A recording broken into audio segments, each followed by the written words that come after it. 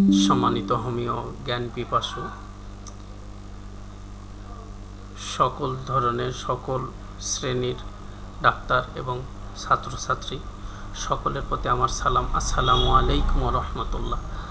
আজকে bdhomeo.com এর পক্ষ থেকে বিডি হোমিও ফেসবুক এর পক্ষ থেকে আমরা কথা বলবো স্টেরিলিটি অর্থাৎ বন্ধ্যাত্ব রোগীদের বিষয়ে। আমরা সাধারণত বন্ধ্যাত্ব রোগীদের জন্য ঔষধ নির্বাচনের জন্য যে রুব্রিকগুলি লক্ষণগুলি ফলো করি সেইগুলি একটু জানার জন্য চেষ্টা করব আর কি। তো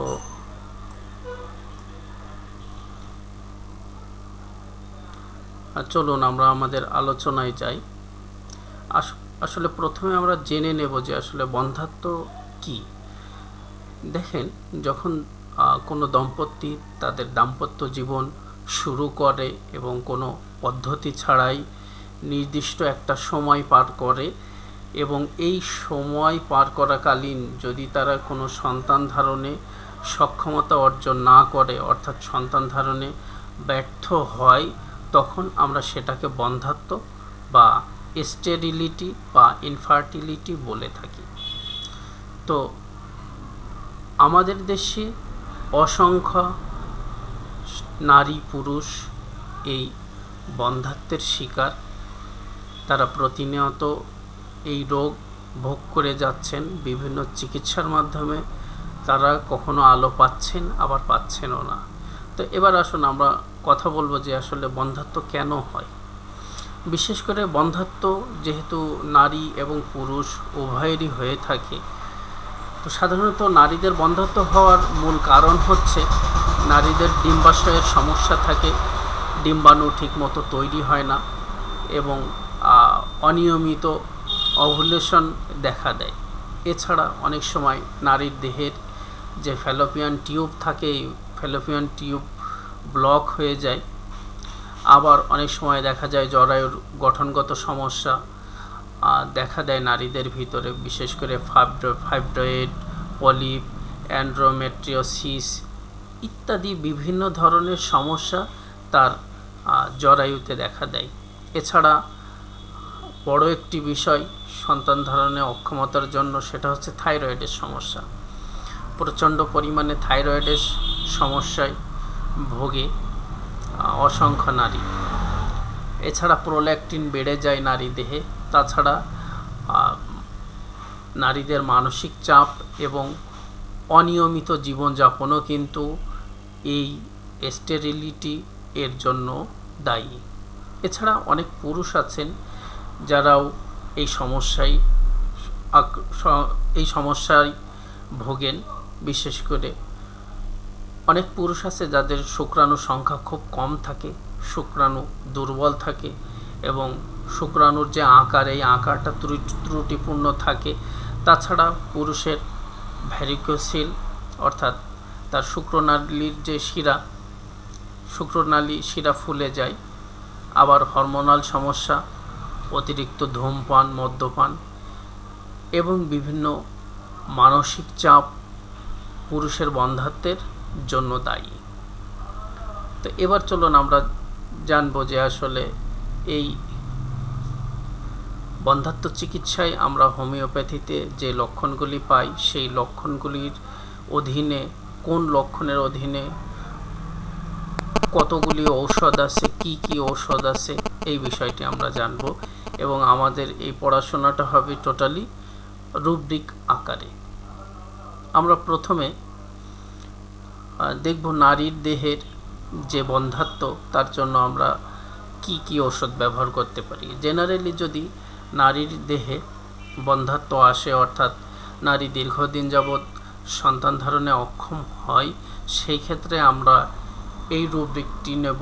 সেটা হচ্ছে ফিমেল জেনিটালিয়া সেক্স স্টেরিলিটি। আমরা এই রুব্রিকটি নেব। আমাদের পরবর্তী রুব্রিক সেটা হচ্ছে, যদি কোনো নারী এসে বলে যে ডাক্তার সাহেব, আমার প্রচণ্ড পরিমাণে সাদা সিরাপ পর্যাপ্ত পরিমাণে চলে, আর এই সাদা সিরাপ এত পরিমাণে আসে যার জন্য আমার সন্তান ধারণ আমি করতে পারি না, আমার সন্তান ধারণে আমি অক্ষম, অর্থাৎ আমার বাচ্চা না হওয়ার কারণ হচ্ছে এই অতিরিক্ত সাদা সিরাপ, সেই ক্ষেত্রে আমরা এই রুব্রিকটি ব্যবহার করতে পারি female genitalia sex sterility leucorrhoea with, এবং এই রুব্রিকের অধীনে নিম্নোক্ত ঔষধগুলি আছে। এরপরে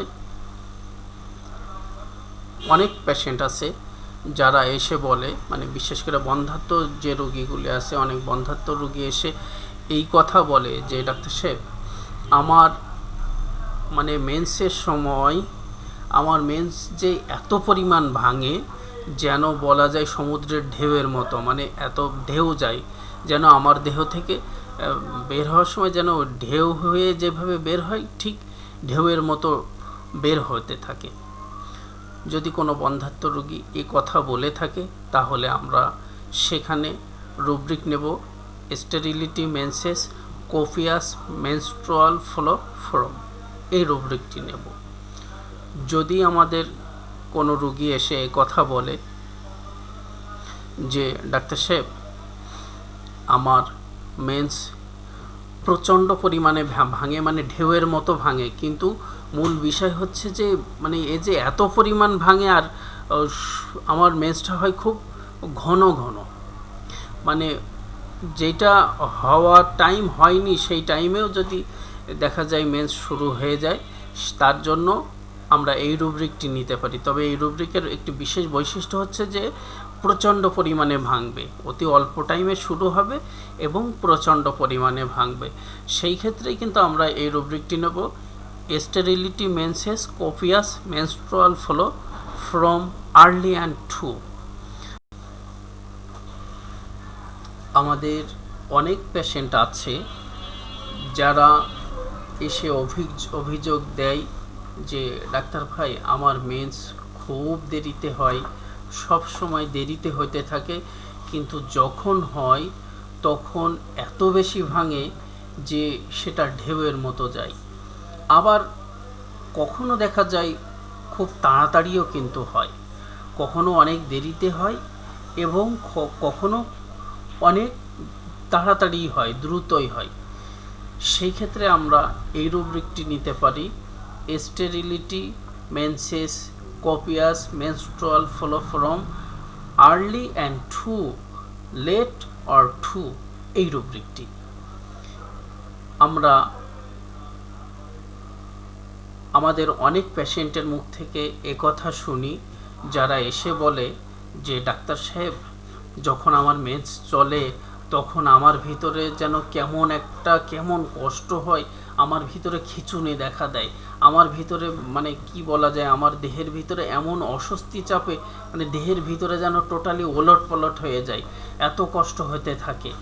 আর আমার মনে হয় এই কষ্টের কারণেই আমি হয়তো সন্তান ধারণ করতে পারছি না, এটা থেকে আমার সমস্যা। আমরা সেই সব রোগীদের জন্য এই রুব্রিকটি নির্বাচন করতে পারি sterility menses during aggravation with convulsions, এই রুব্রিকটি। আমাদের অনেক পেশেন্ট এসে বলে যে ডাক্তার সাহেব, আমার মেন্স সব সময় খুব দ্রুত হয়, সব সময় দ্রুত হবে, আমার মেন্স সব সময় খুব আর্লি টাইমে আমার মেন্স দেখা দেয়, খুব আর্লি টাইমে, এত অল্প টাইমে, কখনো 7 দিনের মাথায় শুরু হয়ে যায়, কখনো 10 দিনের মাথায়, কখনো 15 দিনের মাথায়, মানে মেন্সের যে নির্দিষ্ট টাইম, এই টাইম ছাড়াও সবসময় আগে ভাগে শুরু হতে থাকে। আর এইভাবে হইলে বলেন বাচ্চা কাচ্চা কি হওয়া সম্ভব? এইভাবে কি কারোর হয়? যে একটা নির্দিষ্ট নিয়ম আছে না, আমরা সেই সব মহিলাদের ক্ষেত্রে এই লক্ষণটি ফলো করতে পারি স্টেরিলিটি মেন্সেস আর্লি টু। আমাদের পরবর্তী লক্ষণ, আমাদের অনেক পেশেন্ট এসে এভাবে বলে যে ডাক্তার সাহেব, আমার মেন্স সব সময় দেরিতে হয়, সব সময় আমার মেন্স কখনো মানে শর্ট টাইমে হলো না, সব সময় মেন্স হয় মেলা দিন পর পর, আর যেটার কারণেই কিন্তু আজকে আমার বন্ধ্যাত্ব, মানে আমার মেন্স না সারলে তো আর আমার আসলে বাচ্চা হওয়ার কথা না, আমার মেন্সটা তো আমার ঠিক নাই, তাহলে আমার বাচ্চা কীভাবে হবে? এত দিন পর পর যদি মেন্স হয় তাহলে বাচ্চা হবে কিভাবে, সেই সব বন্ধা নারীদের জন্য আমরা এই রুব্রিকটি নিতে পারি, স্টেরিলিটি মেন্সেস টু লেট। আমাদের অনেক পেশেন্ট এসে এভাবে আর্জি জানায়, বলে যে ডাক্তার সাহেব আমার মেন্স খুবই কম, মানে নামমাত্র, যদি 5 দিনও থাকে তাহলেও 5 দিনে একটা কিছু নেওয়া লাগে না। এমনকি অনেক পেশেন্ট এসে এভাবে বলে আমার নামমাত্র হয়, একদিন হবে অল্প একটু, মানে না দেখা সমান যেন, এমন অবস্থা। সেই ক্ষেত্রে আমরা এই রুব্রিকটি নিতে পারি, স্টেরিলিটি মেন্সেস টু স্ক্যানটি, এই রুব্রিকটি নিতে পারি। আমাদের অনেক পেশেন্ট এসে বলে যে ডাক্তার সাহেব আমার মেন্স আজকে দীর্ঘদিন যাবৎ বন্ধ হয়ে আছে, আমার মেন্স হচ্ছে না। অর্থাৎ এই মেন্স যদি না হয় তাহলে বলেন আমার দ্বারা কি সন্তান ধারণ করা সম্ভব, যেহেতু আমার মেন্সই হয় না, মেন্স তো বন্ধ, তাহলে আমার কিভাবে সন্তান হবে। যাদের এইভাবে কোনো কারণে মেন্স বন্ধ হয়ে যায় এবং দীর্ঘদিন যাবৎ বন্ধ থাকে কোনো বন্ধা নারীর, তাদের জন্য আমরা ব্যবহার করতে পারি sterility menses suppressed menses from, এই রুব্রিকটি। আমাদের অনেক পেশেন্ট এসে বলে ডাক্তার সাহেব আমার এই যে বাচ্চা হচ্ছে না, ঠিক আছে, কিন্তু কি বলবো, এই অবস্থায়ও আমার এই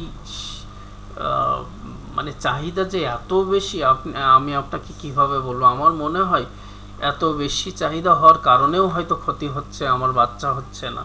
মানে আমার চাহিদা, বলা যায় অনেক সময় শুনি যে পুরুষের চাহিদা প্রচণ্ড পরিমাণে, দিনে 5 বার 7 বার 10 বারও তারা ব্যবহার করতে পারে। আমার মনে হয় আমার মানে 50 বারও ব্যবহার হলে আমার কোনো অসুবিধা নেই, সব সময় যেন আমার ইচ্ছা থাকে। এই রুব্রিকটি আমরা নিতে পারি, sterility sexual desire with excessive. আমাদের অনেক বন্ধা রোগী এসে এই কথা বলে যে ডাক্তার সাহেব আমার তো বিন্দুমাত্র চাহিদা নেই, আমার বিন্দুমাত্র ভালো লাগা কাজ করে না, আমি আমার স্বামীকে আমার নিকটে আসতেই দেই না, মানে ইচ্ছাই করে না, আর মানে আমার তো দেহে কোনো চাহিদাই নেই, তাহলে আমি সেটা ব্যবহার করব কিভাবে। যদি কোনো বন্ধা রোগী কথা বলে তাদের জন্য আমরা এই রুব্রিকটি ব্যবহার করতে পারি, স্টেরিলিটি সেক্সুয়াল ডিজায়ার উইদাউট। তো এতক্ষণ ধৈর্য ধরে ভিডিওটি দেখার জন্য www.bdhomeo.com এর পক্ষ থেকে আপনাদের সকলকে ধন্যবাদ। আসসালামু আলাইকুম ওয়া রাহমাতুল্লাহ।